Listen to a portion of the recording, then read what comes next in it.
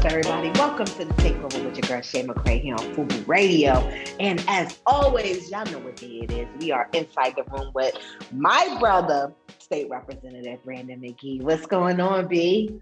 What's going on, Shay? As always, thank you for joining Inside the Room with myself, State Representative Brandon McGee, where we discuss politics, leadership, and culture. I am so glad to be back inside this room one more week to share with you some good information. Man, do we have an interview lined up for you all today. Yes, you the GOAT. You the real GOAT for this one. Listen. I mean, our guest, U.S. Senator Chris Murphy, is a really, really good friend of mine. I gotta figure out how to get him to get Marcia Fudge, his former colleague. Yes, She's now the U.S. Secretary of Housing. I'm trying to get her on, but we'll figure that out. But anyway, today's discussion will be on a couple things, but primarily on the work of Senator Chris Murphy, what he's doing, the motives behind the January 6th attack on our U.S. Capitol and our leaders. And he's also going to talk about a few policies that he's working on. So I am just excited about that. But before we get into all of that shit, let's talk a little bit about what's been happening. I know a lot of stuff been happening. First, I want to congratulate my sister. Who? Okay, Rihanna, yes. Fenty. You know, Listen. The amazing thing to me is the fact is that her music, first of all, she is the first female musician billionaire, okay? So she's under Oprah, second entertainer, okay? But her music... and let me just add, that's 1.7 billion with a B. Anyway, keep going. Yes. Not only that, her music is not what got her there. Did you know that? I knew that. Yes.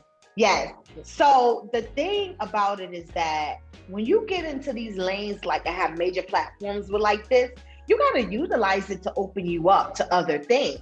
So what she did, she took the platform of music and utilized it to becoming a cover girl. Then she launched her own Fenty wear, Fenty makeup, and so forth. And these are some of the things that contribute to becoming a billionaire. So I am super excited for her. I started using, hold on, because I use her. Oh, you got makeup. Yes. Shout out to Fenty Beauty. It's like the best coverage ever. You would not be able to relate to that, but it is the best coverage ever. So I love it. Wow. I wish y'all listening to this, because I believe that Shay McCray of the Takeover Show and co-host of Inside the Room could serve as an amazing model for Fenty Beauty. Yes. I'm just saying. And one of the things when she launched the lingerie wear, she has that too? Yes, she has Fendi wear. And I'm not sure if you saw the fashion show, but go check it out. It's on Netflix and so forth. And she talked about, I mean, it was models with all shapes and sizes and different, just even models, beautiful people that were, she even honored handicapped women in a wheelchair. And it was just an amazing thing. She changed the idea or the image of what America has of what a model should look like. And that's what I love about her. Along those lines, I think Rihanna, Robin is her name, but Robin Fenty, known to the world as Rihanna, y'all, she launched this back in 2017. Y'all do the math. I know she didn't wake up overnight and just started working on this, but she took some time. But when I tell you this thing has popped off and now worth 1.7 billion, she, from what I've read, based on Forbes, is that an estimated 1.4 billion with a B comes from the value of Fenty Beauty, of which Forbes can now confirm she owns 50% of. That's absolutely amazing. You know, so while we celebrate Oprah Winfrey and Beyonce and, you know, I'm gonna throw in there two other names, Shay McCray and Yep. Tabitha Brown, like, you know, the seasoning lady and the hair products and Yes. all that. Yep. Like, Yep. you all are doing absolutely amazing, and I salute Miss Robin Fenty. Yes, I I salute her. salute her. She's yes, and she just being her, and everyone knows she smoked weed, and just to be her, like it's just Ain't like nothing wrong no, with it. She seriously, do there's your thing. nothing wrong with it. That's what I love about it. But before we move further, did you see my article in the Source magazine? I did. Congratulations. You've Thank got to. So you. tell us a little bit about that. Tell us a little about that. What's going on with that? Oh, what I recently, a couple weeks ago, I launched in Hip Hop Weekly magazine, and what it is that they just did like the little coverage on me talking about my career and how I am moving forward in the radio industry. Not only, once again, my goal was not to do radio, so once again, here we are talking about a female with different goals, because obviously we know Rihanna wanted, her thing was to be a singer. She is a singer, phenomenal singer and an artist, but makeup is what I got to do. So me wanting to be an actress, which I am, I start acting classes next week, but radio is what got me there. So the recognition that I have is because of radio. This is something I didn't dream of. I don't think I ever told you this. It was just something that someone told me I could do. And I said, whatever, okay, I'm gonna try it. And here I am. And it's like one of the things, the compliments that I get all the time is that they love my vibe, and two, how welcoming I am of any guest. That's right. Because we bring them all on our show. Yes. And I know you have other shows as well, so I can agree with them on you making it very comfortable for people to kind of speak their truth. That's it. and whether you agree or disagree, you still allow space. So that's amazing. Yes. Because I'm providing a platform. That's what I love to do. He said, speak your truth. That's all I want you to do. That's it. That's it. Now, I know last week we talked a little bit about, and thank you so much, Joelle Murchison, if you're listening. Thank you so much for your interview last week. I have had so many people, especially women of color, to inbox me, to send me emails thanking us for hosting that topic and hosting you, Joelle. And we've got to bring you back. We've got to bring you back. But we also ended off on DaBaby's misinformed HIV comments. And, DaBaby offered another apology on Monday of last week, if I'm not mistaken, while facing heavy backlash after he made crude and homophobic remarks at a recent Miami area music festival. We also know that since then, DaBaby has been removed from too many shows that I can mention or even count. And this has really caused a major debate, right? Shay, you brought up last week, okay, so what happened when we were talking about killing people or the misogyny with women of color, calling them names and selling their bodies for more money and just talking about the culture. And here you have someone making these comments about people, and all of a sudden there is major backlash. We can debate it, but at the end of the day, I'm here for it all, and I am very interested to hear, to continue hearing what people have to say about this particular situation. But have you heard anything else on this? Yes, I have.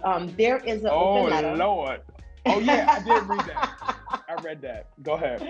Yes, there is an open letter that was presented by the LGBT community and age org, and they are asking DaBaby for a meeting for education of everything. They want to educate him with everything, and I'm not opposed to that, because I do believe that there is a lack of education in reference to everything. I believe let me make this clear. They offer opportunity for a private educational meeting with DaBaby, because I think what it is that his thoughts of anybody with HIV or AIDS is a homosexual, or someone that, or everyone that's homosexual has HIV or AIDS. So it's like that's not the case. So I do know that he apologized, but he's also being dropped from everything left and right, which is crazy to me. I don't think he's going to regain everything at this moment. I do think he's going to have to put in some work, maybe maybe he might have to volunteer for free. Do some free LGBTQ community concerts or something just to regain. But I guess the biggest issue now is that we're okay if we're screaming gun violence and shooting everyone. But if we're talking about another community, we're immediately canceled.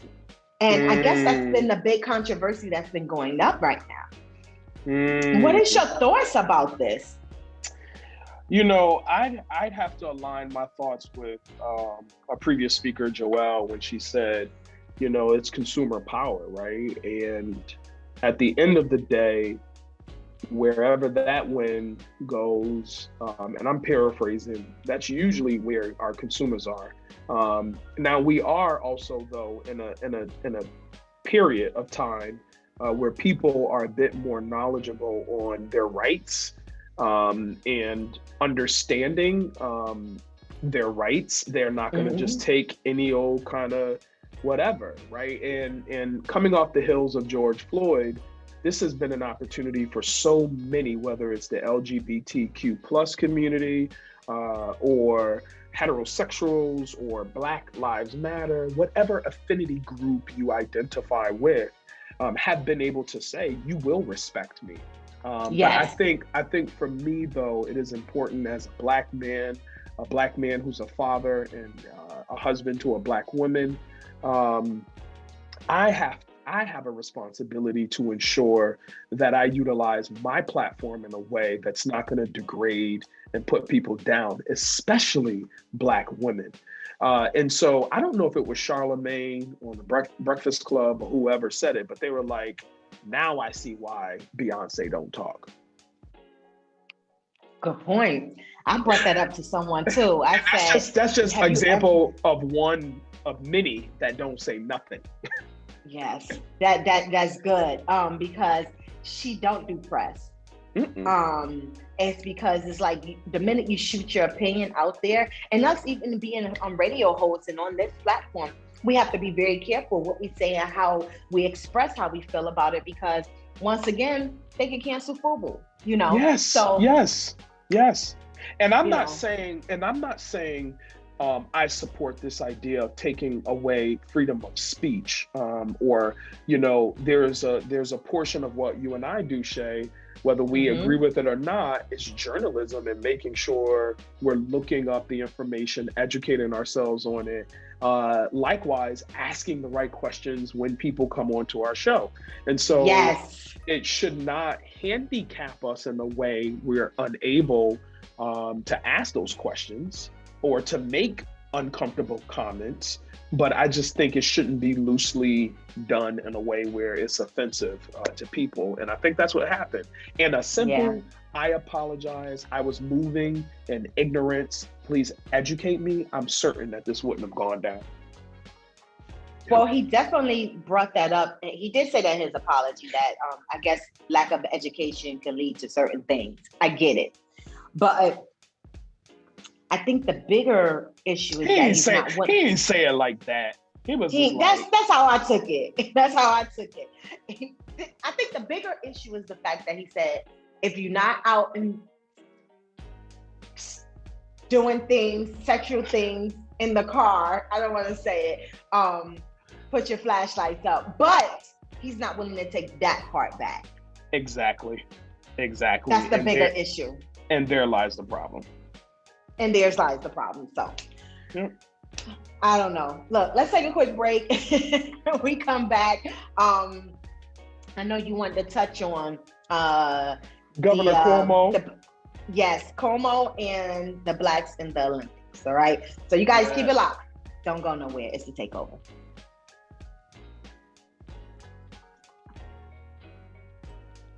Welcome back to the Takeover with your girl Shay McRae, as we are inside the room with State Representative Brandon McGee. Brandon, I noticed during the talk earlier, first break, you sound a little congested there. Aren't you vaccinated? No.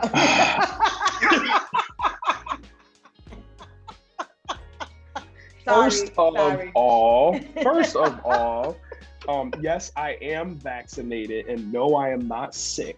I've taken my probably 100th COVID test, and it came back negative, and I'm good. But every year I have this nasal thing, the jiggy change of weather. So, okay. Well, we was wondering, because I'm not gonna lie, it seemed as though when COVID hit, sinuses problems went away. So it was like, is that still a thing? Yeah, because nobody went outside. So well, I'm happy it's still a thing. That's all I need to know. Shay, before we move on, can I just read a post that Van Lathan, he posted and basically said, and I'm reading verbatim, he says, and this is in response to the whole DaBaby comment and all that. He says, here's the hard truth. The festival doesn't have a soul. It's a corporate entity.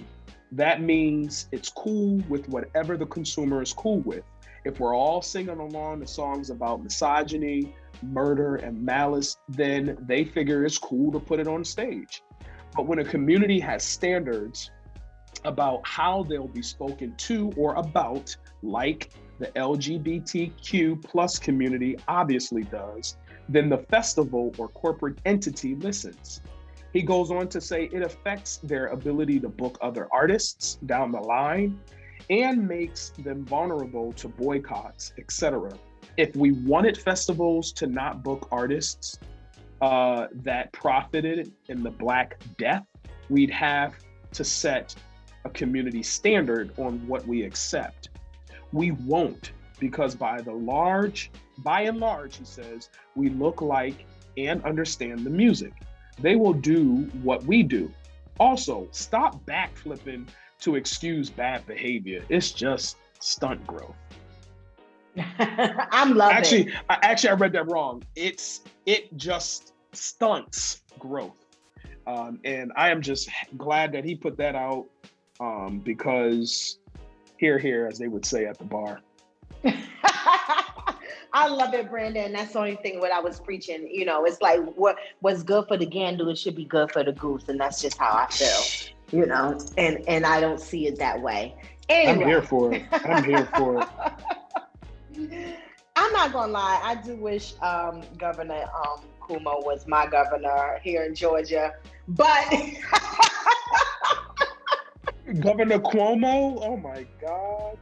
I mean, the same person who's urged to resign after probe finds he harassed 11 women.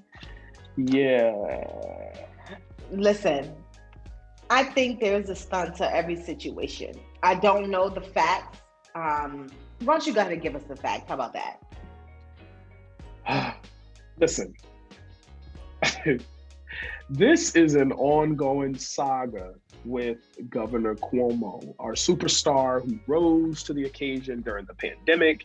He was one of the leading governors to help set the tone on how to respond to communities of color, communities at large. Now New York Governor Andrew Cuomo is faced mounting pressures as of Tuesday to resign, including from President Joe Biden and other one-time Democratic allies.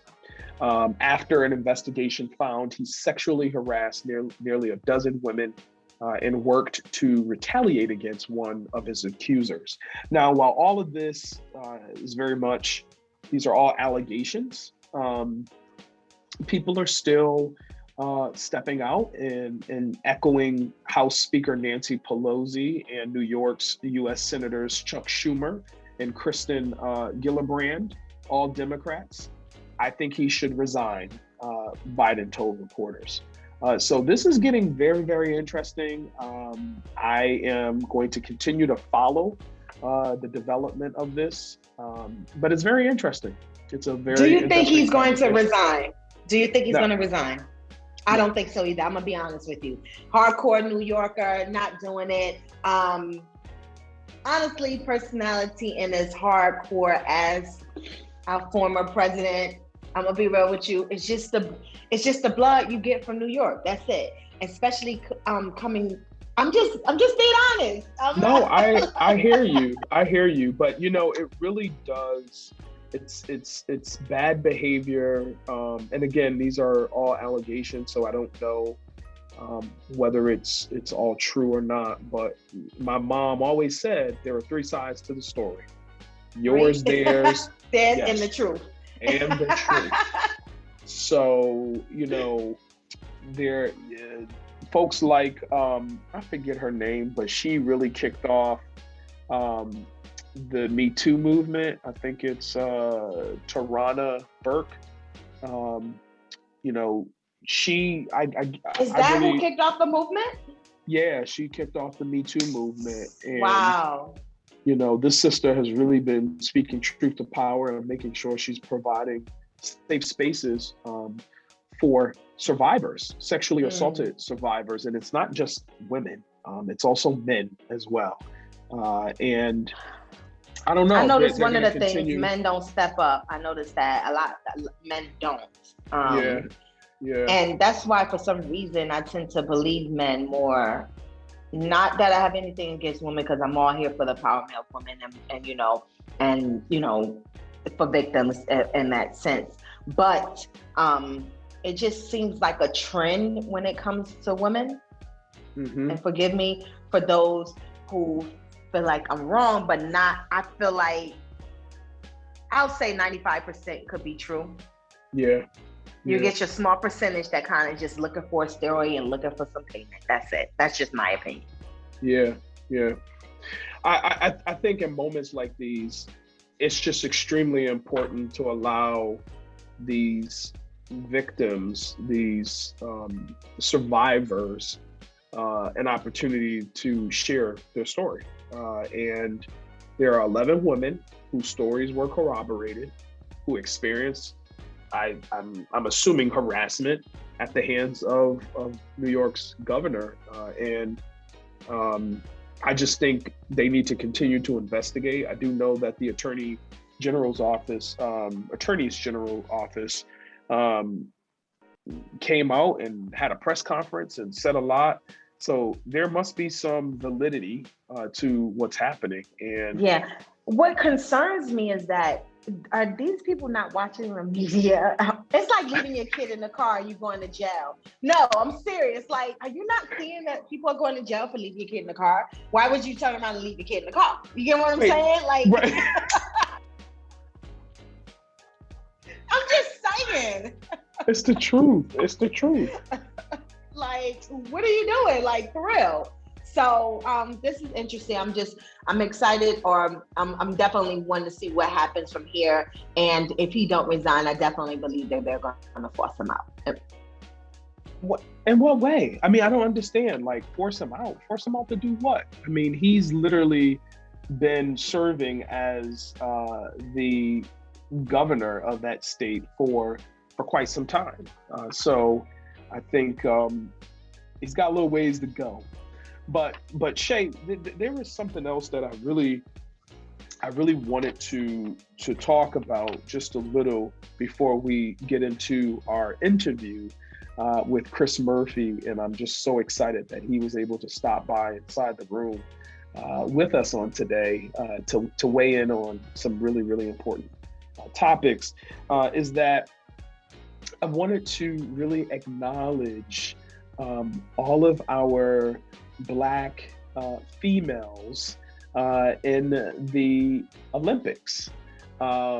It's been so amazing to witness so many Black females being the first in the Olympics, and it is just absolutely amazing to see how they've been able to overcome so many obstacles. And I told Shay early on during our prep that I refuse to say the names of many of our Olympians because I don't do a great job saying their names.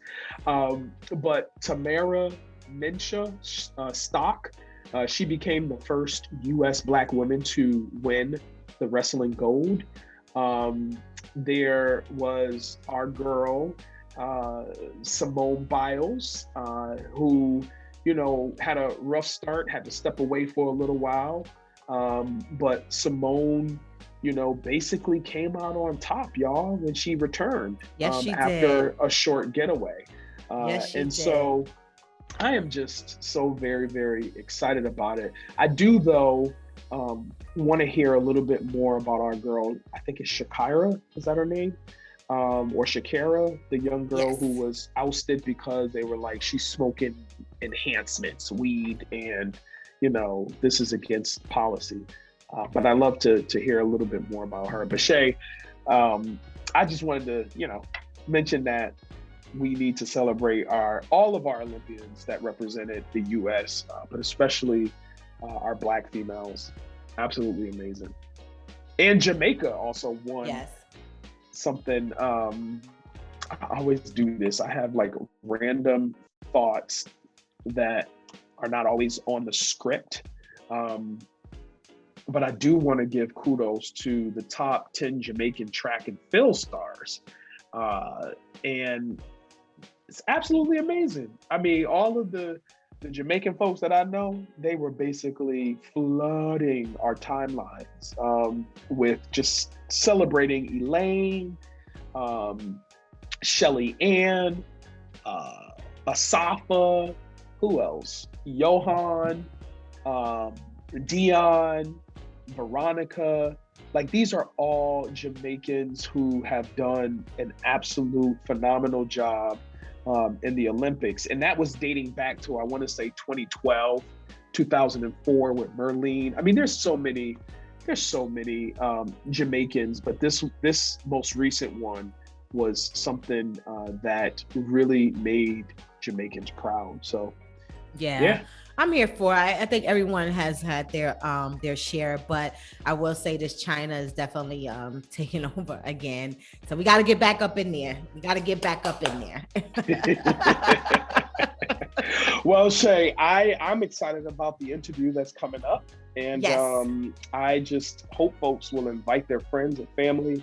Go get your afternoon coffee. Do whatever you need to do, but I think it's important information that you would want to hear. Yes, it is. Because I'm like nervous for this interview. I'm gonna be real with you, but we appreciate to have a U.S. senator, have a senator in the room. I know, and he's in D.C. right now. So you guys keep it locked. Don't go anywhere. The interview with State Representative Brandon McGee and myself, Shay McCray, as we are inside the room today with Senator Chris Murphy. Yes, thank you so much. So you guys keep it locked. Don't go nowhere.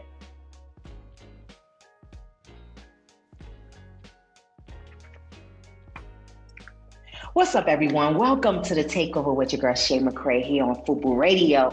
And as always, you already know, we're always ready for Inside the Room with State Representative Brandon McGee. How you doing, Mr. McGee? Hey, what's going on? Another week, another opportunity for us to all join Inside the Room with myself, State Representative Brandon McGee, where we discuss leadership, politics, and culture. And I've always said jokingly, but it'd be true, a little bit of gossip. But today, as we've always gathered people from all walks of life to step inside the room to gain a perspective on how we can educate and uplift our communities, I have my dear friend, Senator Chris Murphy, United States Senator, who's dedicated his career to public service as an advocate for Connecticut families. Senator Murphy, and I know he doesn't mind me calling him Chris. Chris has been a strong voice in the Senate, fighting for job creation, affordable healthcare, education, sensible gun laws, forward-looking foreign policy, just to name a few of what he's been doing. Additionally, Senator Murphy, he's worked in partnership with local and city town leaders to help rehabilitate former brownfields and factory sites so that they could be developed into new community spaces and businesses. And Chris also authored, and he can talk a little bit more about this, but he authored the Frank Melville Supportive Housing Investment Act to revitalize housing programs for people with disabilities. And Shay, you've heard me talk about housing and the importance of it as the chair of Connecticut's Housing Committee. I was so honored to see the president sign that into law back in 2010. So at this point, I'd love to welcome Senator Chris Murphy to Inside the Room with myself and also with Shay McCray, host of The Takeover here on FUBU Radio. So let's welcome Chris Murphy to our show. Chris, welcome. Thank you so much for having me, Brandon. I'm so excited to get the invite to be in the room. Shay, thanks for being a part of this. Brandon, let me just sort of throw the compliments back at you. You and I have been friends for a long time. I've relied on you for all sorts of advice, not just how to approach issues that matter to Hartford, but so much of the work that we've done together on housing issues, on educational equity, and on trying to get through this pandemic and make sure that the resources are spread out to all the folks that need them. So I've really relied on you for a long time and excited to be in a conversation with you. We're not in the actual room together here because I'm down in Washington moving the Biden agenda through this week, but eager to talk a little bit about how that matters to us back in Connecticut. Yes. So I back in January, Chris, I sent you a text message just to check on you. We had the attack on our capital, the nation's capital. Yes. And Shay and I, we had many guests on our show, and we talked about the impact it's had. We also talked about, had they been Black, many of these folks would have been killed or in jail as of today. So Chris, the House Select Committee established to investigate the January 6th attack on the US Capitol. And they held their first public hearing, I believe, back in July. And I believe it was like the 9/11 Commission, the Select Committee is investigating how our nation's defenses failed and how we can prevent similar attacks from occurring again.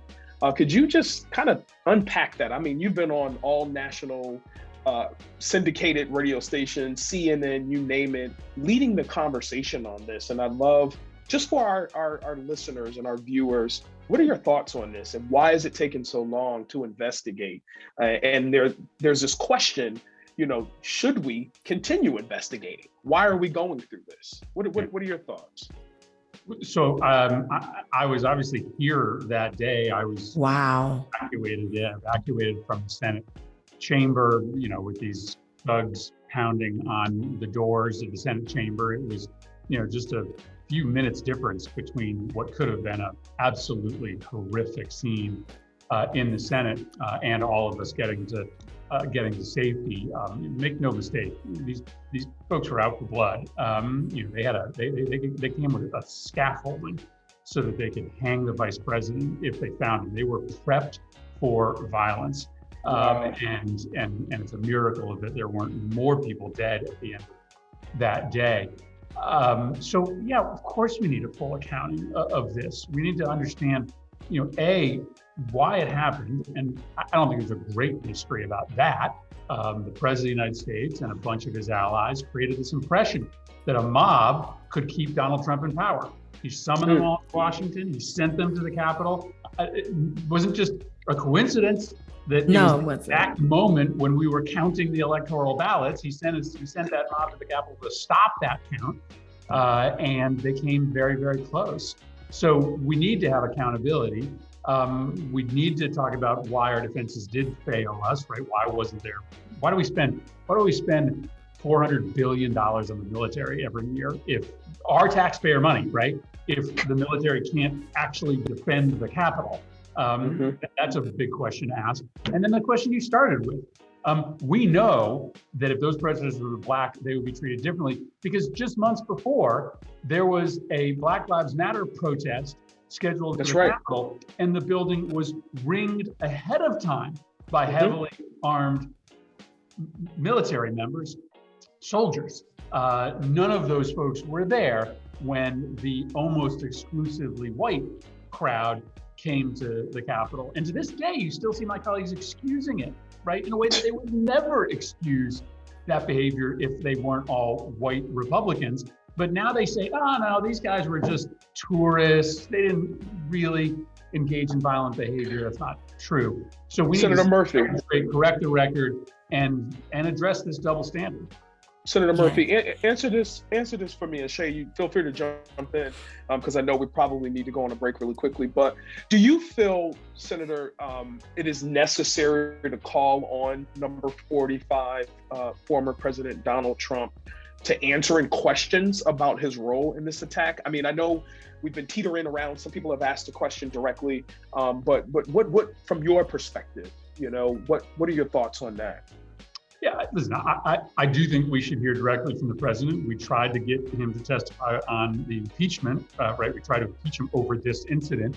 I'd like to hear from others in the White House. I mean, if there's anybody in the White House, and I know these people exist, that stood in the way of defending the Capitol or cheered it on, they should have their reputations ruined forever, and they should be exposed in front of the American people. So yeah, I would love to not just see the president testify, but high-level members of the administration come and explain, what were you doing, right? Why did it take 4 hours for the National Guard to get to the Capitol? Why was Donald Trump tweeting in the middle of the attack that Mike Pence needed to be targeted for his disloyalty?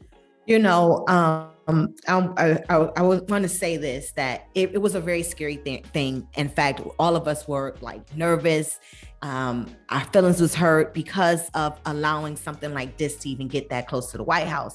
And then when they assassinated the Haitian president, it became more of a nervous thing for us, because it was like, all right, now is this what we're doing now? With that being said, I know there's been a lot of talks about the past President Trump running again. Do you think he would run again for president? Well, that was a big part of the reason why we felt we needed to go forward with impeachment, because if you're impeached, you're disqualified. Disqualified, yes. Future. And we thought, listen, if you're trying to overthrow the government, as Donald Trump was trying to do, yes, he should be disqualified from running for office ever again. Yes. We weren't successful, so he's legally allowed to run. There's all sorts of news that he's continuing to run a huge multi-million-dollar political operation. Now, as much as I think he would lose, and probably lose badly, I desperately don't want him to run, because it's not all about winning and losing. Just having him be elevated once again to a point where we have to worry about him on a daily basis would be so toxic for our politics. I just want him to disappear. I want him to disappear, even if he's a beatable candidate, in 2024. How strongly do you believe that he's going to be impeached? What are the allegations? Are they holding, or, what are your thoughts around that? Well, we tried to, we went through with an impeachment after the insurrection, and it failed in the Senate. But I will say this, there were, I think, 6 Republicans that voted for impeachment. It was, a bipartisan impeachment vote, but because you need 2/3 of the Senate in order to impeach, we got a majority of the Senate that voted to impeach, but not 2/3. And I do think that majority vote, with a bunch of Republicans voting to repudiate their own party's president, that still was a meaningful condemnation of him. Yeah, I totally agree. You talked about us getting through COVID, so we're gonna take a quick break. I want to lead into that when we come back, okay? Awesome. You guys keep it locked. Don't go nowhere. We are inside the room with State Representative Brandon McGee. Welcome back to The Takeover with your girl, Shay McCray. And as always, we are inside the room with State Representative Brandon McGee, and he brought his friend with him. And this is an amazing conversation. I love the fact that, Mr. Murphy, that you are being so open with us, because we do have a lot of questions. We do have a lot of concerns, think we may have And lost Shay. Shay, do you believe that he would run again? My concern is that there were so many people that was rooting for him, even some of my friends. And it's like, are they really gonna like put him back into office? You know, so that's where the question, and that's why I asked that, because it's so many people that went that way this particular election. It just threw me off. I'm not gonna lie. But Shay, let me say, like, we got to admit that, like, Donald Trump did speak to a big portion of the electorate. Why? Because he sounded like somebody who was going to take on the status quo, right? He sounded like a guy who was going to blow the whole thing up. And he didn't. He ended up just giving a bunch of tax breaks to wealthy people. But it speaks to the fact that people are like, they're not in it if you're just going to keep things going like they're going, right? Yep. Like, their lives are unsustainable, right? Yep. They can't make ends meet. So they are looking for leaders who are saying, we're taking power away from the billionaires, the corporations, the millionaires, and we're giving it to you. That's right. And so that, you know, so you got to learn, as much as, you know, people like me hate Donald Trump, we also have to learn from him. Well, one of the things that I think it's always important to repeat is that Donald Trump, and alongside many of your colleagues who sit there on the other side of the aisle, they emboldened or were emboldened by Donald Trump and his activity and his carelessness as a leader. And it goes without saying, like, these people only did what they thought they could do, and they got the head nod. But Shay, I know you wanted to ask some questions about COVID, and then we can kind of transition from there while we have them, because the senator is currently in DC. They're working on the infrastructure package. We'll talk about that as well. And the impacts it'll have on many of our states, municipalities, et cetera. But jump in on the COVID piece. Yes. So the question with COVID, I know we're trying to get herd immunity by vaccinating with everyone. And I understand that. But the fear is that a lot of people have not received the vaccination because, for one, Delta variant, you can still get the COVID virus with it. And then there's a new variant that just launched that it surpasses through the vaccination. So what state are we in, or what are the next plans for the COVID-19? I do hear talks about cities shutting down. Here it is. We have schools are back in session here in Georgia, and they're not requiring wearing masks. It fears me if I had a child going to school, I'm not going to lie. What are the next steps that we are taking or looking to take to fight this nasty disease? Well, I think the most important thing is to get the sort of real story out there about the vaccine, right? If you don't have it, you have no protection against the Delta variant. If you have it, you have 90 to 95% protection against getting it at all. So that means some people are going to get it, but right now, you know, it's like 1% of cases, maybe a little bit more, are people who are vaccinated, depending on how many people are vaccinated in your neighborhood. But even if you do get it, you are not going to get seriously sick.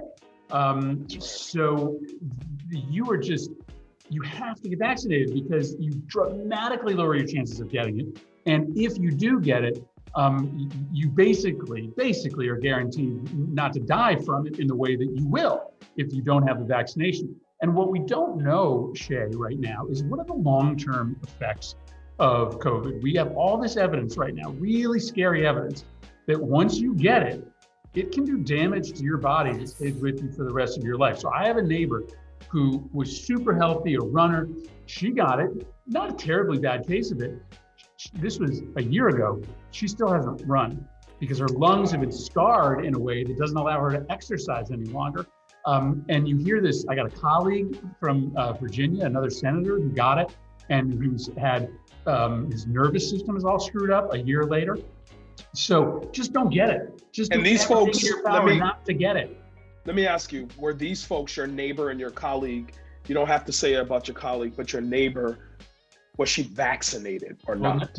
No, so these are two people that got it before the vaccination was available. And I'm just making the point that there's some people out there who say, well, I can still get it with the vaccine. Well, there's a small chance that you can get it. Right, but it's very, very small. But the point is, there are other people who say, well, so if I get it, if I get it, I get it. At least then I'll have some immunity. No, don't get it, because we have no idea the damage it can do to you. So yeah, still, we got to get the right information out there about how important it is to get everybody vaccinated. And by the way, once you get to herd immunity, once you get 80% of Americans vaccinated, the virus has nowhere to go.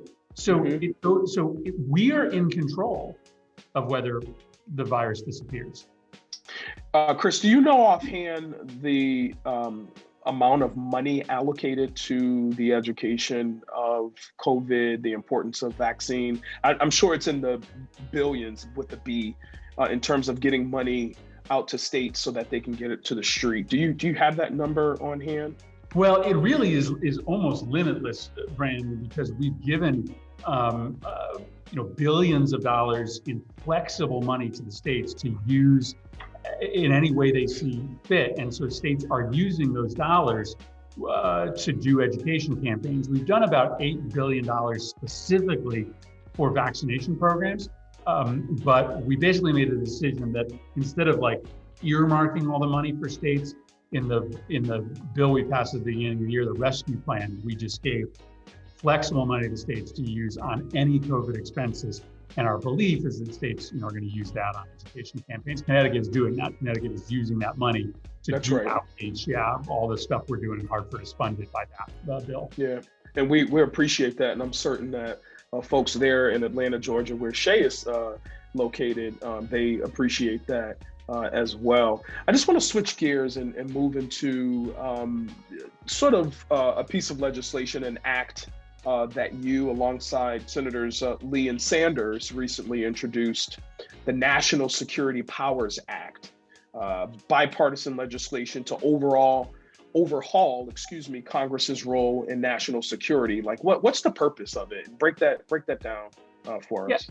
The most important duty that Congress has is to declare war, and we've been in a bunch of wars over the last few years, and a lot of, our friends and our friends' kids have gone off and fought in these wars, and some of these wars have been entered into by the President of the United States without coming to Congress and getting permission, getting authorization. The Constitution says you can't enter into a war as a president without permission from Congress, because that means the entire public gets to have a say. They all get to talk to their congressman about what their vote is going to be on going to war. So Bernie Sanders, myself, and Republican Mike Lee got together and we wrote a piece of legislation that makes it harder for the president to go to war, send our troops overseas without permission from the American people. We basically said, you can't, if the president starts a war somewhere, if he doesn't get permission within about 30 days from Congress, the funds are automatically cut off. Right now, it works the other way. If the president starts a war without Congress, the only way Congress can stop it is by passing a piece of legislation that then gets signed by the president to stop the president's war. As you can see, that probably isn't going to happen. So this is just, I think, a big deal because, it ends up, not being members of Congress that fight these wars. It's regular people and their children who get sent overseas to fight these wars. Yes. It's our taxpayer dollars that gets used to pay for these wars. I just think that we all, as Americans, should have more of a say. That's what the piece of legislation does. I so appreciate Totally agree. it. Yes. Just responding in real time, Chris. As we, as a country, we experienced the attack. But now taking it a step further and saying, look, let's go to where the power is and let's change the game. And that's something I appreciate so very much.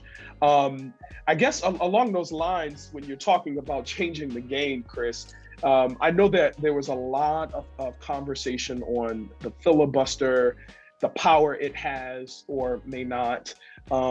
Really quickly, touch on that just a little bit and why it was such a big talk a few weeks ago, and probably still is during your debates. Still is. Filibuster basically means that in the Senate, to pass any piece of legislation, you have to get 60 votes, which is 60% of the chamber. That's not normally how democracies work. Normally, you only have to get the majority. The history of the filibuster is a really disturbing one. It's been on the books for 100 years, but it really historically at the very beginning was used predominantly to stop civil rights legislation. It was used by Southern senators to stop bills from passing that would empower Black voters in the South. And so that's sort of where the filibuster comes from. That's how it's been historically used, and that's exactly how it's being used today. So the most important piece of legislation that's being blocked by the filibuster right now is a new Voting Rights Act, is legislation that will stop these crackdowns in voting from happening in places like Georgia and Texas. And we need to get rid of the filibuster. We need to stop giving the right to a very small minority of senators, most all white senators, from being able to stand in the way of people having the right to vote. We shouldn't have allowed Strom Thurmond and his crowd to get away with it back in the 1940s, 60s, yep. Right? And we shouldn't let Mitch McConnell and his crowd get away with it in 2021. Wow. Well, I think we should probably go ahead and take a quick break, Shay. Yeah. We want to get one more set of questions in before the senator has to get out of here and go to another meeting. But go ahead, Shay. Go ahead. Yes. Listen, we need to take a break. When we come back, we have more from Senator Chris Murphy. Keep it locked. Welcome back to The Takeover with your girl, Shay McCray, here on FUBU Radio. And if you're just now tuning in, I am sitting here with State Representative Brandon McGee as we are inside the room with Senator Chris Murphy. And the conversations that we are having here is amazing. But first, I want to give Mr. Murphy his flowers too. He just had a birthday. Yes, he did. So Shay, I was just talking before we started. I was talking to Brandon. I forgot how old I was turning, and somebody told me I was turning 49, and I thought, man, like I'm close to 50, and then I realized I was turning 48, which a big sigh of relief. So wow. But that still qualifies as young in the United States Senate. So the average age here is well above 48. And that is amazing. Before we started, Shay, I gave him my happy belated birthday, and I'm like, dude, you said what? How old? I really thought he was like 42, 43. Well, I thought he was younger too until you just said it. I was like, he's young. Keep it coming. I'll take more. Senator Murphy, we're really quickly, for years now, there's been widespread sort of agreement as to the need for major federal program to rebuild and upgrade our nation's dated infrastructure. And that's been the big hot topic around these streets, talking about infrastructure, investment. Can you give us a little background on the infrastructure bill that has been introduced, and how would it build, or how would you and others build consensus around the issue? Talk to us a little bit about that. Yeah, I mean, listen, this is such a win-win when you're investing in our roads and our rail lines, making improvements, because you're putting a lot of people to work in the short term. These construction jobs and all the jobs surrounding the construction economy tend to be pretty good jobs. You are also creating long-term economic growth, because as you're making it easier for people and goods to get more quickly from one place to the other, more companies want to locate in the United States. And then you're also just making people's lives easier, right? Less time stuck in traffic, less time on your, rail commute. That means more time with your family. That means you get to more of your kids', baseball games. So it's just a huge win. And I give a ton of credit to Joe Biden. Joe Biden came in and said, you know what? This should be bipartisan, meaning Republicans and Democrats should support it. Why hasn't it been? And so he made that a priority. He said, let's do it in a way that both parties can support. So right now, as we're speaking, Republicans and Democrats are coming to the final stages in the Senate of passing a $500 billion investment in infrastructure. We're going to build new rail lines. We're going to add lanes to the highways. We're going to build an electric grid that's going to be able to bring onto it more renewable energy. We're going to build charging stations for electric vehicles all over the country. And we're doing it with Republicans and Democrats agreeing together, which I think is just good for the health of the nation. So we're almost there, put a lot of people to work in the short run, fix a lot of problems with gridlock in the long run. And I'm really, really excited about it. Awesome. That's amazing. So hold on, V. So we're not using the funds for the wall. So the wall is not part of this infrastructure deal. So I guess technically the wall with Mexico is infrastructure, but it didn't turn out exactly like Donald Trump told us. He told us that Mexico was going to pay for the whole thing. We ended up paying the bill for the parts of it that got built. So no, this is a different kind of infrastructure. You know, we talk about infrastructure a lot, and, you know, while I agree with the entire bill, I'm always concerned that a lot of these resources never make its way to some of the poorest communities that have been under-resourced for so many years. So I'm glad that you mentioned contractors, and I just want to add minority contractors to benefit from this as well. But this is not a question, Chris, that I think, I know you can answer it, but it would be unfair.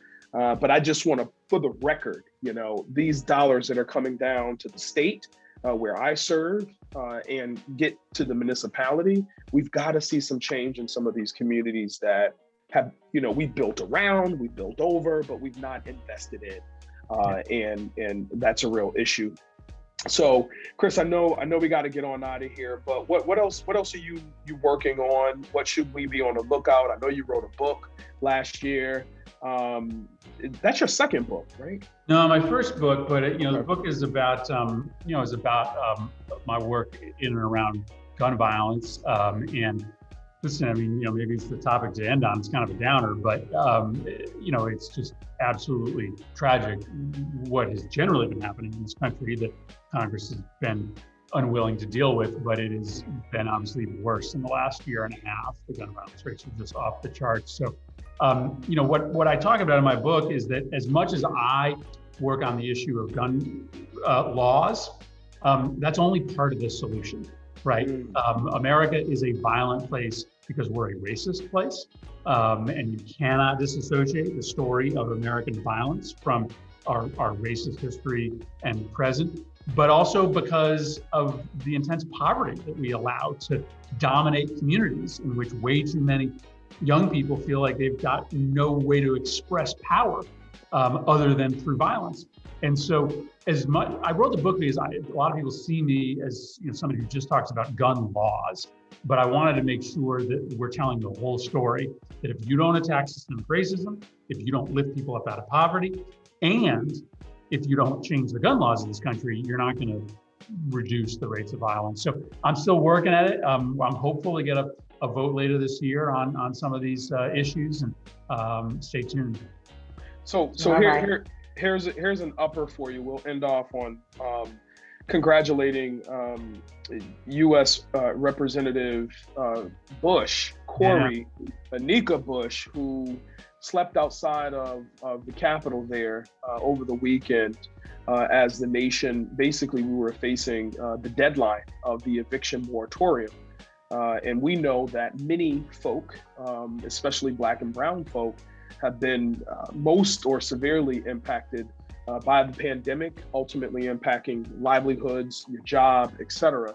And Cori, she took it to the street, you know, and she was there. And alongside others, OC and other elected officials were there to help support.